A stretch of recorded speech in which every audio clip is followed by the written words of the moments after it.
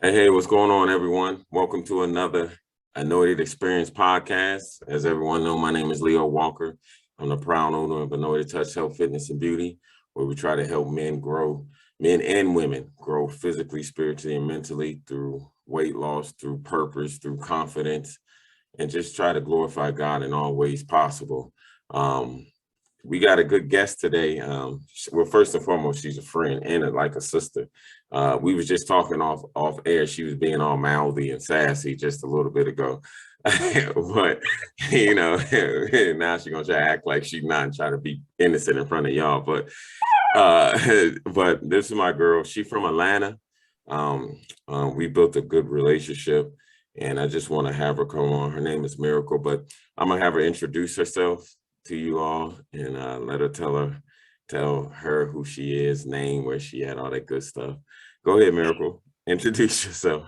Oh my goodness. Well, that introduction, I mean, goodness gracious.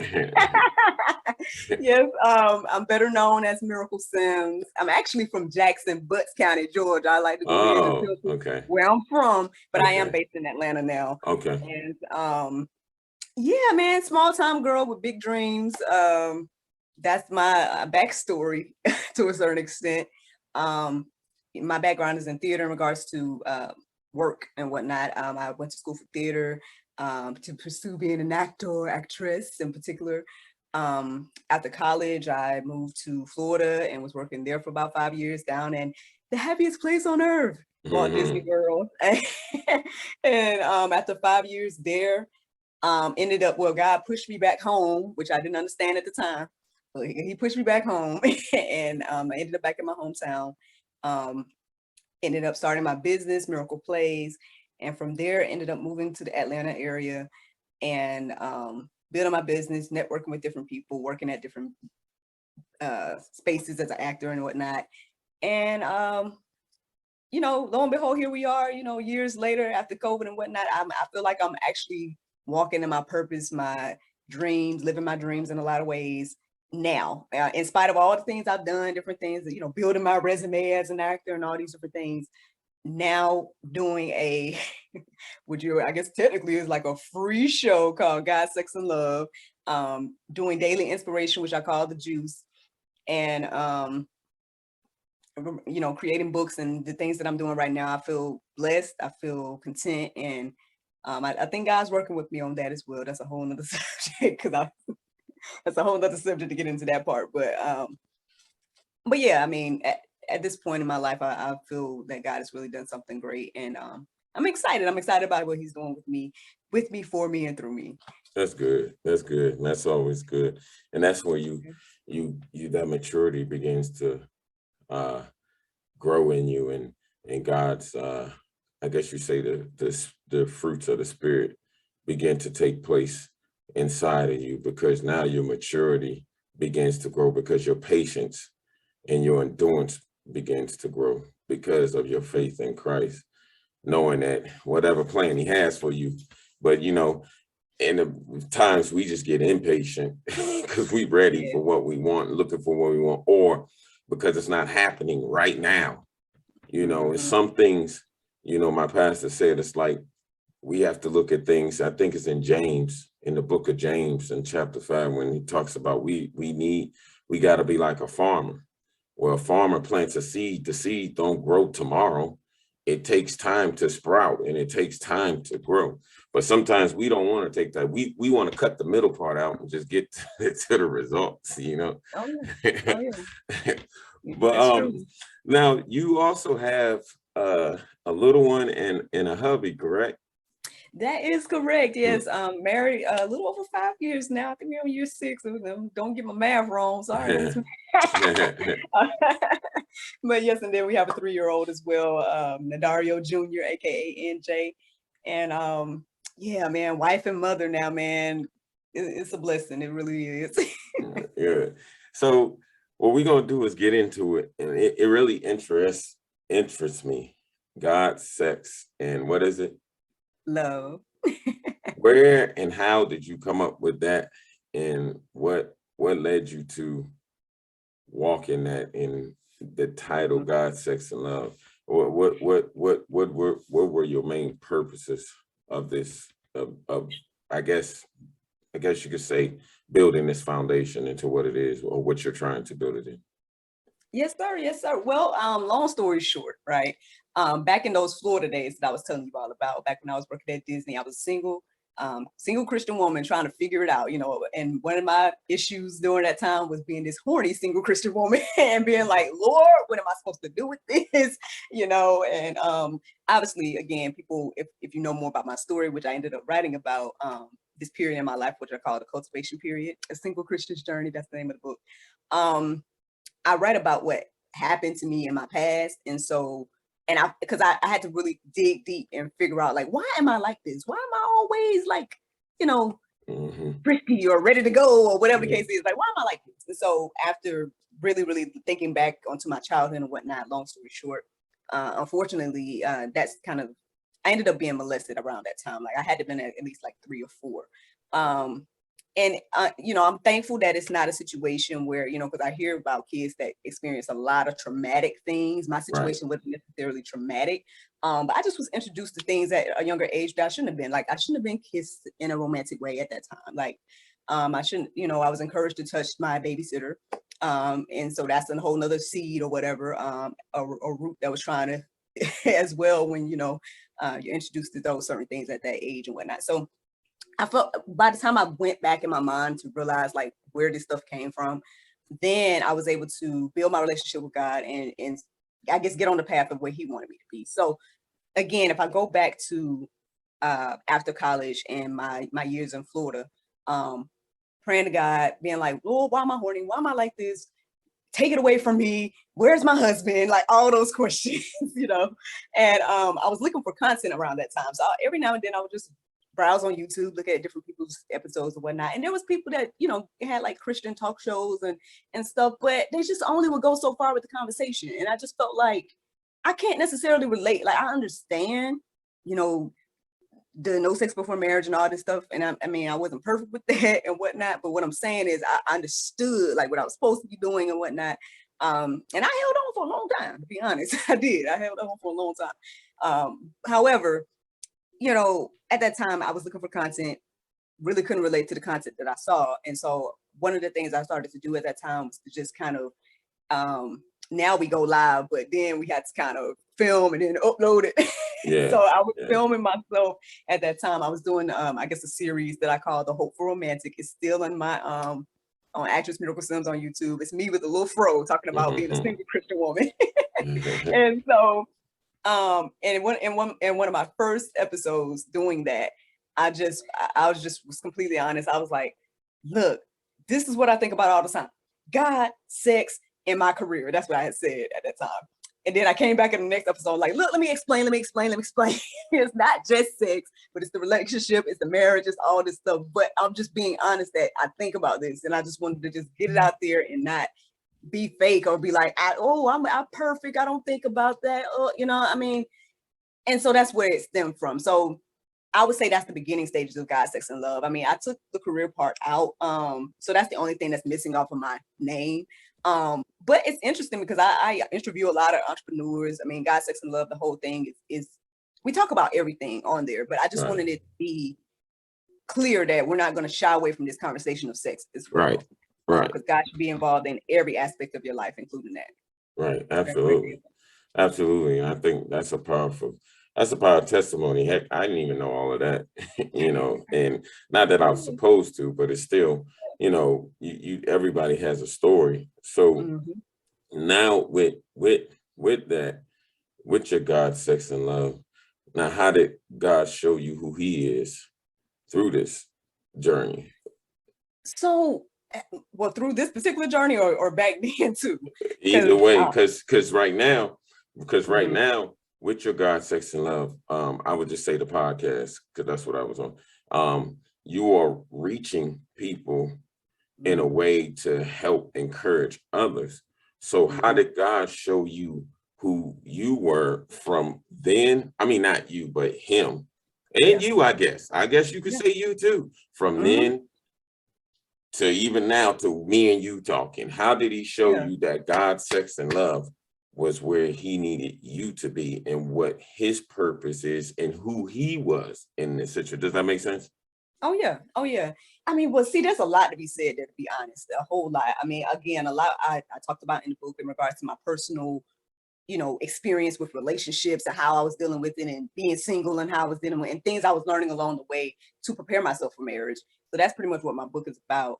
But if I think back on those days, I was building my relationship, with God personally. Because again, my mom's an evangelist. I always was in the church, about stuff, but you got to build that relationship for yourself. So Right. that's what I call the cultivation period. I was really, really, yeah, I guess growing in that time, right? And so and it was interesting because after that time, when I did move back here to Georgia and I was dating again and whatnot, and I was in a relationship, actually the one right before my my now husband, that ended up being a mentally, verbally abusive situation. And I would think back on my Florida days and be like, man, I was so much closer to God then, or I wasn't, you know what I mean? I just would think back on that time thinking like, man, I need to get back to being, even if I'm back alone, like get back to being me and who I know I am, because being in a situation in that relationship, and one of the main issues in that relationship is that he nitpicked everything about me, like everything was wrong with me, and to hear someone critique you daily about every aspect of yourself was I kind of felt lost in there because I'm like, I'm with you, you've been with me probably the longest in my adult life, and like that was like maybe a year or so in the relationship, and I'm just like, you should know me better than any dude I've ever dealt with, but it's like the scenario that I came up with at that time was like, if my list of qualifications was in this pile of women's list, I feel like he couldn't pick mine out. Like he wouldn't be able to Mm. pick mine out based on what things he would say and how he treated me and whatnot. And so again, that's a whole thing by itself and whatnot. But eventually God, opened my eyes to, get out of that relationship and whatnot. And soon, not long after, like, I mean, that's the crazy thing as well. Like I was finally, people told me back in the cultivation period in my time in Florida, they were like, oh, people were speaking life into speaking life into me and whatnot. And was like, your husband is coming. Pray for him. All these different things. And when you stop looking, it's gonna come. But I was always looking. That was my problem. I was always looking. I was like, who is it? Is it him? Who is it? Who is it? And so yeah, fast forward back to that time, I had broke up with that gentleman or whatever, and was moving on. I was like, you know what, I'll try love again next year. I just need to get back to where I used to be. Because Florida days, I was single, I was on my own, I had my own place, all this stuff. And I'm like, I want to get back to that, getting closer to God, all that stuff that I was doing. And then lo and behold, like I meet my husband, like I want to say kind of like not the same day, but something like that. The transition was like, soon as I was like, whatever, I'm not gonna try love, here he comes. And I had to kind of, at that time, I had to kind of ask myself the question, okay, are you going to deny this what you see in regards to like, here's this guy, he's treating you well, you're getting to know him, it's nothing, none of the things that you were dealing with before. Are you going to be sad about the stuff that you knew was over months ago, or are you going to see what God is putting in front of you?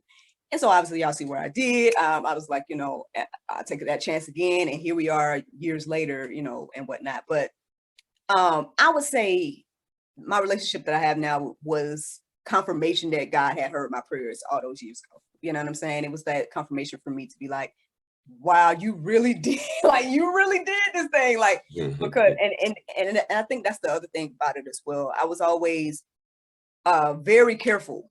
Ever since I met my husband, I was very careful to thank God throughout the whole process, and I would say that was probably something that I missed in the past. Like, maybe I was dealing with those guys as if they were God, right? Or maybe I was dealing with them, or they were looking to me.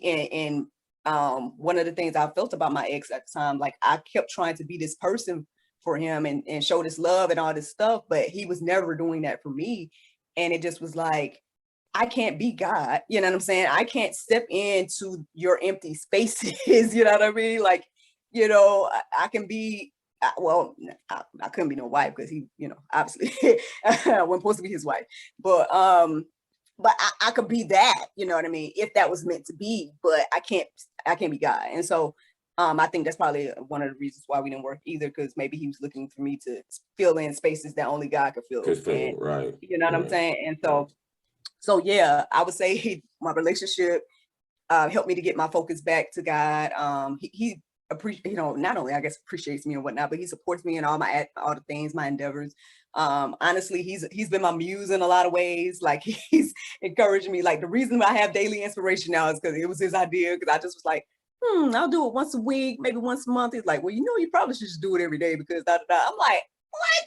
Every day? Like, what would I even say every day? But that's been like, so if I fast forward, right? I fast forward to now or to 2020. And most people should know this testimony already of why I started and whatnot. But April 1st, 2020, I kicked off the podcast version of God, Sex, and Love. And what I was doing at that time was challenging myself to Bible study every day and to just share it as inspiration. So I had kicked that off in April 1st, 2020. And like I said, best decision ever, because since then, not only the people that I've met, including yourself and whatnot, I've met so many amazing people. I've achieved so many different goals and dreams that I have for myself as like in regards to becoming an author and all these different things. GSL kicked off all the rest of my goals and dreams that I had.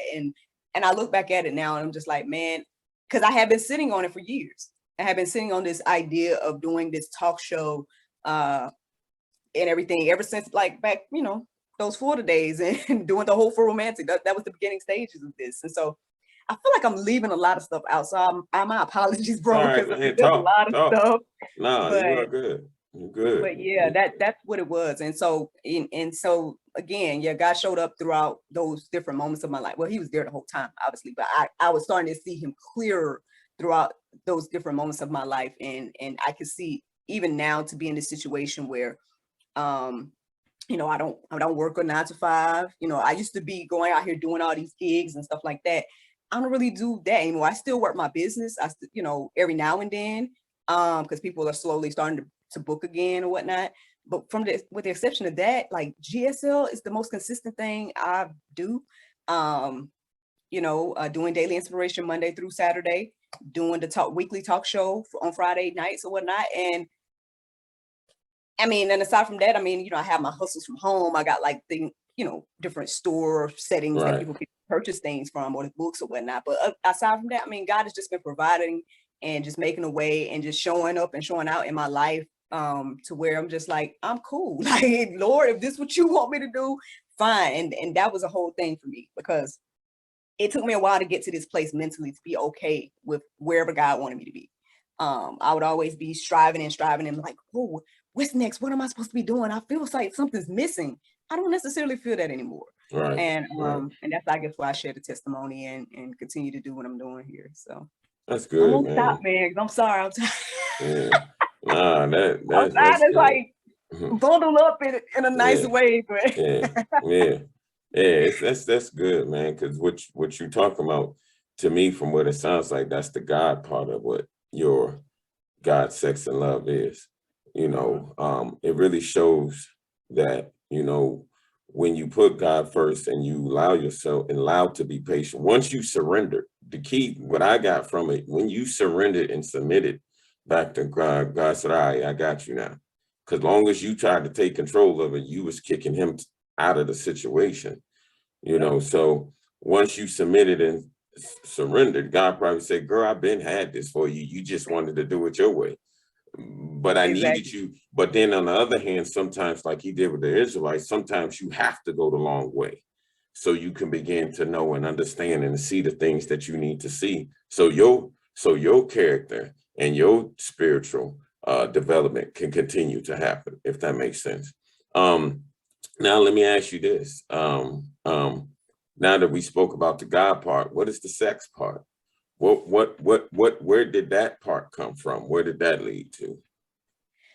So again, that's pretty much, what I was talking about earlier. Again, I was always this frisky person throughout life. And again, trying to make the long story short, y'all. But again, I think this is why this conversation about introducing kids to sexual things is very important. And parents, we need to stand up because, like, again, me being introduced to those things at a young age, kissing the babysitter, touching the babysitter, that type of stuff, it affected me the rest of my life, right? Like I grew up thinking about things. I grew up masturbating. I grew up I would have to do that to go to sleep sometimes. You know what I mean? Like that's how Wow. deep it was. You know what I mean? Wow. And I'm just like, and now looking back on those days, I mean, obviously I'm able to talk about it now. And it's not, again, my situation wasn't traumatic. So I thank and praise God for that.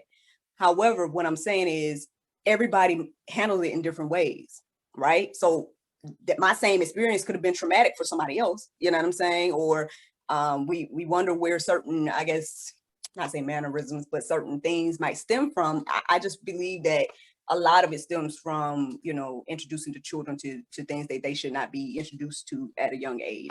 And so again, yeah, that affected me throughout my life.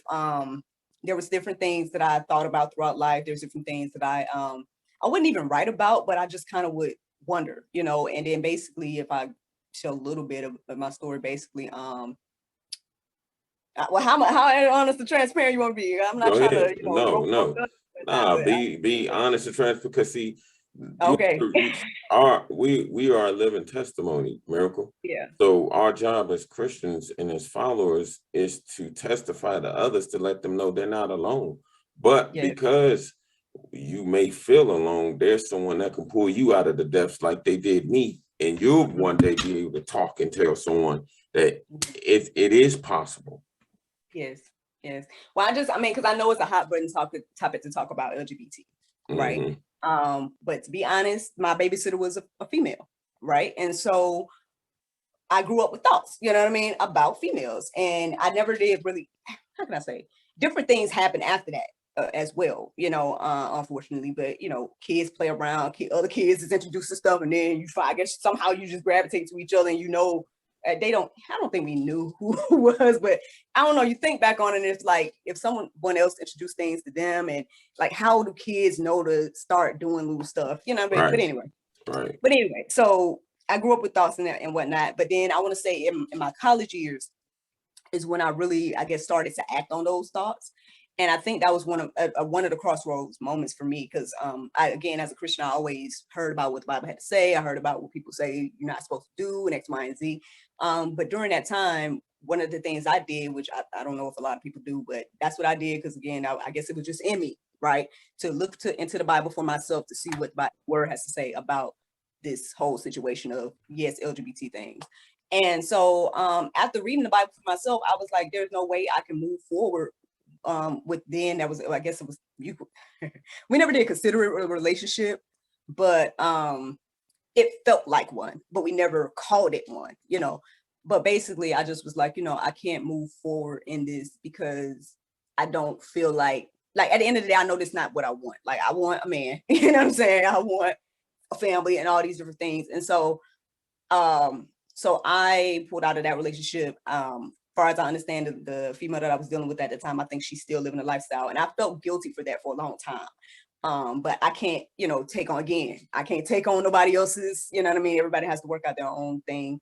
But anywho, so what I'm saying, I share all this to say, like, the introduction, right? The first thing had all these other things happening in my life, and it caused me to be more, I guess, the only way I can say it is horny. I hate to keep saying horny, but okay. you know what I mean? Like, I was always like ready to go or whatever. But the funny thing about it was I held on to my virginity until like my 20s and whatnot. So I was fooling around. I was doing the touching and the kissing and all the other little stuff. But, it just was, but I would try my best not to go, do the actual penetration and whatnot. And so again, if I fast forward to those adult years, the cultivation period, my time in Florida, still dealing with that, because I'm like, Lord, everybody else maybe in my age range, and you feel like this because you, like you just said, we feel alone. So it's like, man, I feel like I'm the only one that even cares. Like, why you got me out here caring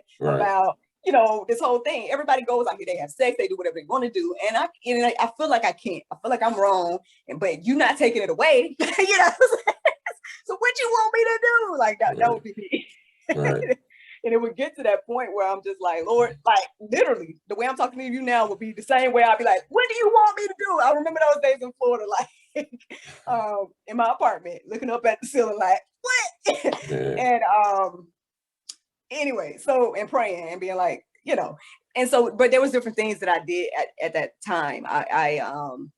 I guess after realizing again where things came from, why I was the way I was, then I started to kind of make some subtle changes. I had to, you know, I didn't have too many boyfriends around that time, but I had what I call situations. And so, maybe I don't know, people might think friends with benefits or something like that. So I had to kind of cut off some of the friends with benefits and be like, look, we're not I'm trying not to do this no more, like X, Y, and Z. And I think for me, when I look back at that time, I feel like being faithful in those different small things, like I try my best to stop masturbating around that time, like so many different things I was doing around that time, where I feel like that's where it got me to where I am now in regards to being like, God honored those small things that I was doing at that time, to be like, you know what, you listen, you know what I mean, and all of that. And so that's where the sex part came from for me personally. But I just, on the bigger picture beyond me, I just understand that this conversation of sex, we need to be attacking as Christians. Like, we can't, okay, yeah, we know don't do it before marriage. And I can clearly see now reasons I can totally understand why we shouldn't. However, I just think we need to be real as well, right? In regards to having a conversation. Like, those of us that may not have, now there's people out here that have, hold on, some people have not even kissed until marriage. And I think that's a beautiful thing. I'm like, wow, more power to those people that was able to have that strength in life and whatever. Right. It's hard for me, and I wasn't even, I just was like, it was hard for me. So I'm not saying that there's not people that are virgins or whatnot, because there are. And I've had some on the show. We need to have a conversation. That's another thing as well. I need to probably get a group of them together so they can see that there's men and women that are, that are honoring God in that way. But for those of us that fail, right, in that aspect, let's have those open and honest conversations too. Right. One of the conversations that we had on GSL, which I want to say is probably one of the most popular ones on there, is what am I supposed to do when I'm horny? Which was literally my question back in the day. And as a Christian, basically, and from a married perspective and single, we tackle both of those conversations in a group panel discussion. And I just feel like we see what it looks like for us to leave God out of the sex conversation. Yeah. So we as Christians need to have the conversation too, because at the end of the day, the least we can do is, if we're having a conversation and the world is having a conversation, then people can hear both sides and choose. Right. But right now, people just mostly see what the world got to say about sex, and then and a lot of that is leaving God out of it. And we see all because I think, Miracle, and I didn't mean to cut you off, I'm sorry, because you said something that you have a choice, but as followers, we are to be disciples. So we're supposed to be trying to teach these people, not just bark at them and say no sex before marriage. Well, why? Help them let's help each other understand why. What's the importance? Let's give them, let's lay it all out on the table. So that way now they can make a choice. And when they make their choice, it's not because they don't know. Exactly. You know what I mean? And you can make your choice on whether you want to follow God. And then you make a mistake, don't mean you're not a follower. You just made a mistake. But you're honest about saying, that I do know, though, what I'm supposed to do. You know what I mean? Because I don't care who you are. Once you allow that spirit to seek inside of you, your conviction gets to you, especially when it's wrong, But when they're not being shown or taught right, then it's kind of hard to say, why are people doing this? And some people gonna make their own choices regardless. It doesn't even matter. You know what I mean? They're gonna make their own choices regardless. But I'm talking about us. If we do what we're supposed to do, then we plant the seed. But some of us ain't even digging up the soil. Some of us just dropping the seed on top of the grass and walking off. You know what I mean? If we plant the seed, then we back off and let God be the bird catcher, and let him do what he needs to do. So I think what you're saying is strong, because that's what we're supposed to do. Now, Bark, back in the day, don't do that, or you going to hell, or don't do this, or don't do that. I had a podcast, and that was like, she was saying that the young lady was saying that makes people more afraid, or makes people move away, because you're like, well, dang, I can't do nothing, or I'm go to hell. Nah, tell them why, what it is, tell them what the consequences, and tell them what the rewards is. Teach and show them. Our nature should show them why to be on this side. Does that make sense? Yes, sir. Not that we're perfect, but we're just perfected in him, if that makes sense. You know what I mean? Because we jacked up. It's just love and grace that that covers our mess. You know what I'm saying? Exactly.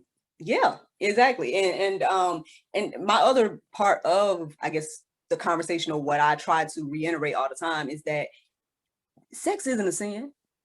You know what I mean? It's just in certain timing. You know what I mean? He just put certain parameters on it, and so before marriage, is not, according to the Bible, is not what we're supposed to be doing. Now in marriage, cool, it's just, but again, I just think back on me or whatever. I don't know if I got too many conversations of don't cause of hell, blah, blah, blah.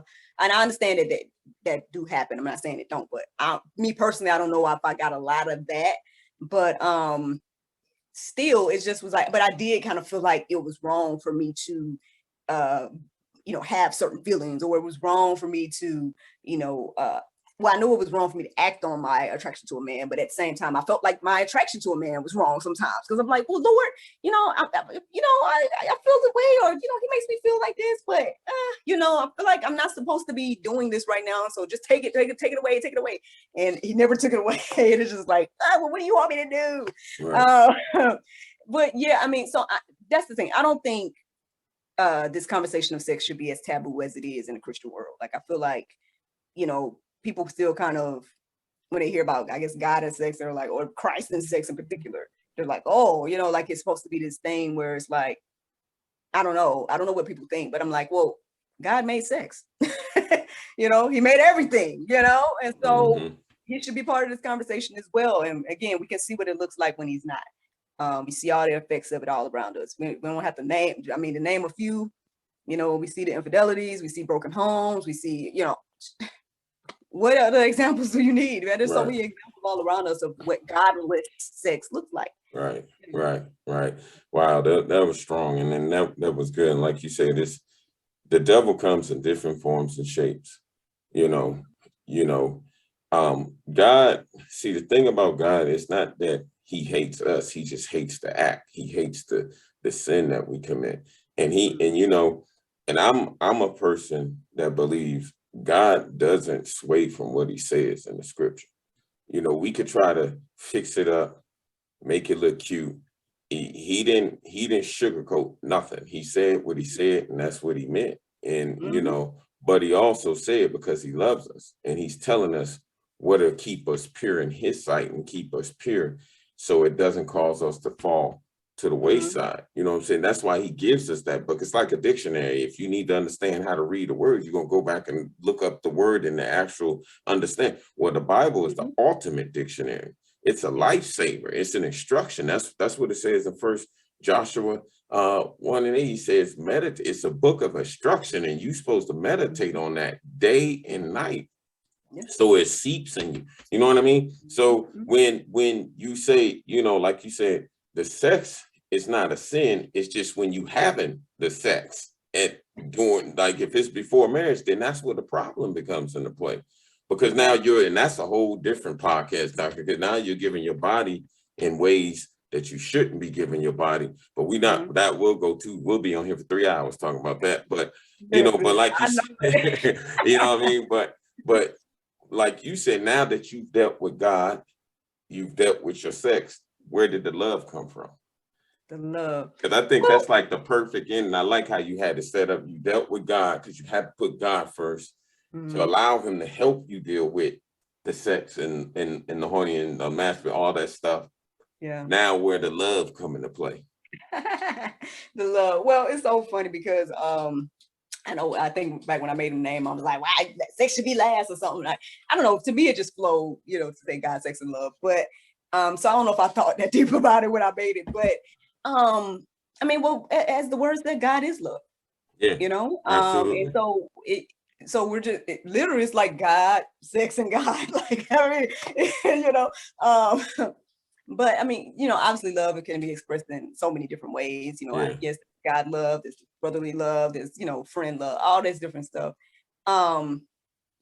But I mean, well, that it also said the greatest commandment is to love, right? Mm-hmm. And so I mean, this is what we're supposed to be doing with everyone, for everyone. And so it just can fit in any aspect of life, right? In any relationship or whatever. If we're showing love, true love, then a lot of the things that we deal with, we probably wouldn't be dealing with.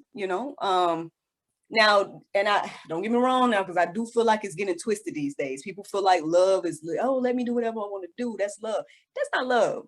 Like, I know even this morning I was reading it, and it was talking about how a father disciplines, like God is disciplining us because, what father wouldn't discipline his children or whatever. I just paraphrase it. Y'all got to find the verse yourself. But it's basically saying how God disciplines them. And that's love at the end of the day. Like, a parent would discipline their child out of love. My son might want to eat all candy all day, but out of love, I'm going to have him eat some, meals or whatever the case is. Like, I think we have a flawed perspective of love, and I think we need to like adapt God's view of love. Because I even know sometimes one of the things I want to say during the cultivation period came across my mind was that I felt like well, and even now sometimes when I'm reading the Bible, I feel like things are completely different. Like, people want to handle things completely differently from the way that the Bible tells us to handle stuff. Yeah. And you'll see that like throughout life, like anything you see in the world is going to say the complete opposite of whatever the Bible says.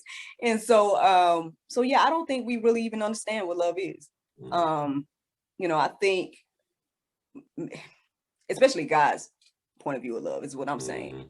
So, so honestly, yeah, the love comes in every aspect of life. Again, it's in every type of relationship, whether it's just work buddies or your neighbor or whatever, or actual relationship and stuff, so and then as Christians, out of love, we're sharing the truth, that's love as well. I know it's not looked at like that, but because people want to do what they want to do, but hey, so many things to say there, bro. I'm gonna pause. No, that's good, because I mean, that's what you feeling, and that's I guess you could say your truth. That's your Damascus. When Paul had Saul at the time had his light, and God talked to him, that was his Damascus and changing part. So how you see love is, as far as really as followers, it's normally the same but different, if that makes sense. It's all the same, but sometimes how we go about seeing it and understanding sometimes is different because of our journeys, but it's still the same. And a lot of our journeys could be the same, a lot of them could be different, whatever the case may be, but it all comes back to one source. I don't care what it all comes back to one source, and that's the ultimate love, which is God. Because see, no matter what, his love don't change for nothing that we do. There's nothing we could do or anything, to take his love away. So that's ultimate love that we're supposed to have and try to show, forgiveness and stuff like that. Because when you think about all the things that we've done, and if he didn't forgive, where would we be at? You know what I mean? Exactly. So, I think your title and everything is powerful. And I just love how, I don't know if that's how I meant, but that's how I saw it. I saw it as God coming in, showing you who you were, then taking you, transforming you from that sexual situation, thoughts and things like that, and then transforming it all into the love that he has for you and the love that you have for him. So that's how I looked at it. And I just thought, man, that's a strong title that you have, you know what I mean? Especially when someone knows and understands your story, because it's always, like I said, I always believe there's a story behind things. Heck, like, my story behind Anointed Touch. There's a story behind everything. And I think but the author of it all has to always get the glory, because although we don't want to be a part of the book sometimes and be a part of the chapters, but we have to go through them woods and sometimes and face our Michael Myers and Jason. You know what I mean? Sometimes we have to be a part of the scary movie in order to see the happy ending. Does that make sense? Yes, sir. Yes, sir. But now let me ask you this, just and that's the last question. What would you say to those who are trying to deal with maybe some of the things that you dealt with for us, the sex for us, maybe even the dealing with guys, or just people in general? Don't have to just be guys, but in your case, guy, and that look at you less than who you are, you might as well say, or dealing with infidelity or whatever the case may be. What encouragement would you give to men and women, but especially the women, to them, and advice would you give them? And on top of wanting, because all that led you to want to be a businesswoman, all that led you to, you might have to go, but that pushed you to take them steps and become an entrepreneur. What advice would you give to these people? Man, again, so many things, right? So many things. But I mean, honestly, the best thing that we all can do is to build our own relationship with God and get into the word for yourself.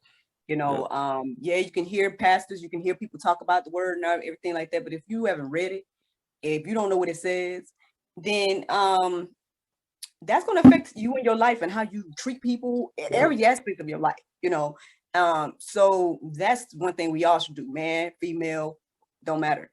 Now in regards to, dealing with someone that, maybe not treating you the way you need to be treated and whatnot, hey, perhaps you need to remind yourself of who you are, right? And it's not being not puffed up. I'm just saying, remind yourself of who God says you are, right?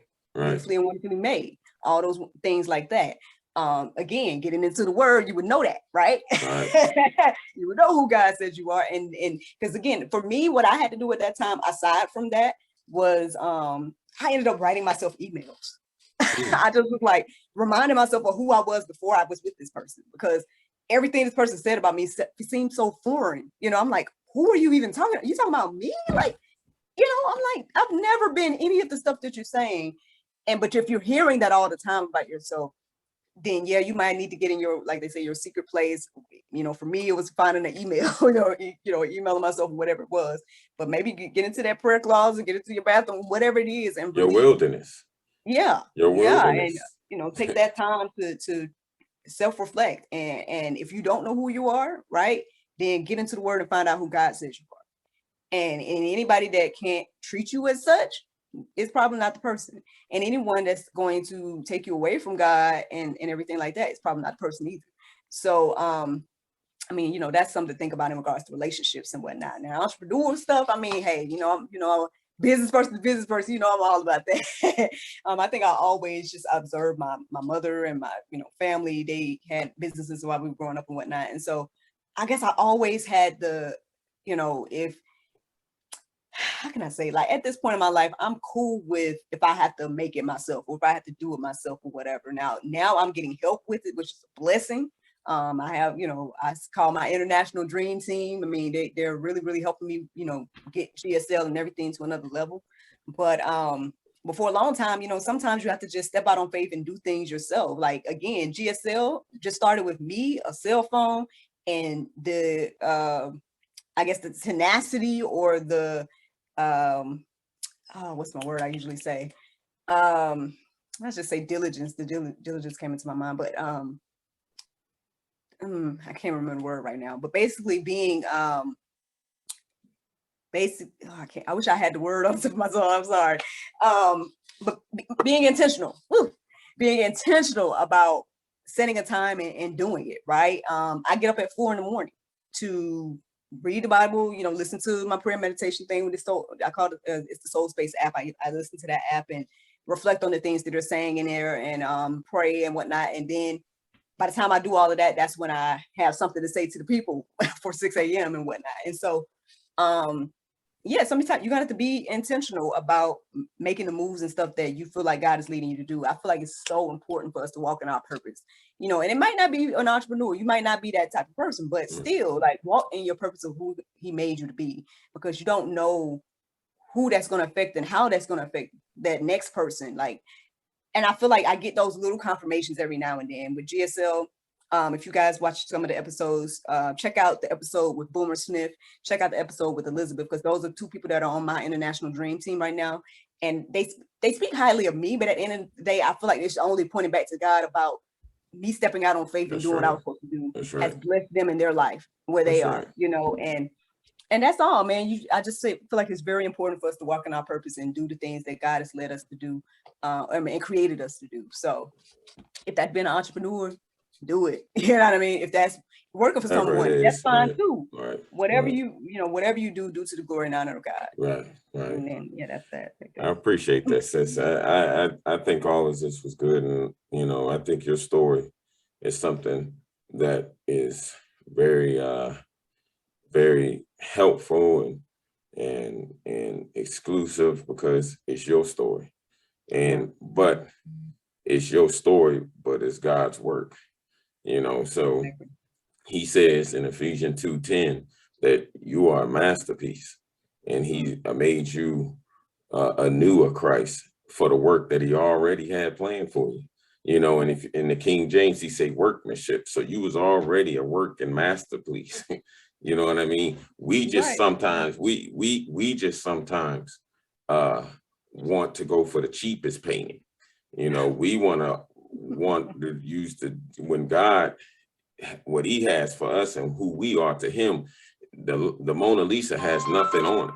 You know what I mean? Nothing at all, because his work is so much better than anything we can even dream. And if we just dream within his walk, within his will, man, possibilities are just unbelievable. And like you see, and part of your story now, struggles are a part of it. Struggles are a part of it.